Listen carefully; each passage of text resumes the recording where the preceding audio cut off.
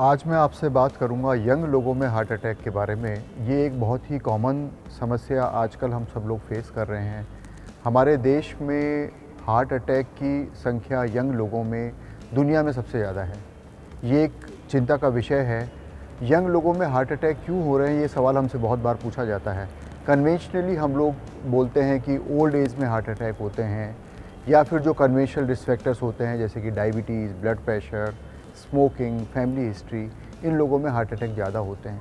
Young लोगों में जो हार्ट अटैक है वो हमारे देश में ऑन एन एवरेज 10 साल पहले उनके वेस्टर्न काउंटर पार्ट से पहले हो जाता है। हमारे देश में जो हार्ट अटैक होते हैं उसमें पेशेंट की जान जाने के चांसेस ज़्यादा होते हैं।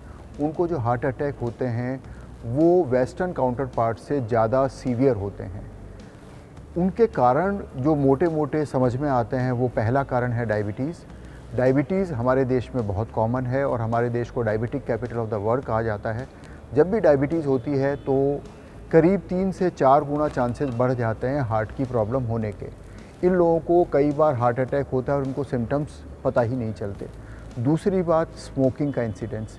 तीसरा, हमारा इंडियन एशियन जीन डिफेक्टिव है, और जब हमने अपनी लाइफस्टाइल को चेंज किया, इंडियन जीन ऑलरेडी डिफेक्टिव था, उसके ऊपर जब वेस्टर्न लाइफस्टाइल को हमने एक्वायर किया तो हमें और ज़्यादा चांसेज हो गए हार्ट की प्रॉब्लम्स डेवलप होने के। स्ट्रेस एक बहुत बड़ा फैक्टर है, और आज के ज़माने में जो पिछले 1.5-2 साल से हम लोग कोरोना फेस कर रहे हैं, Covid is also increasing chances of heart attacks in young people.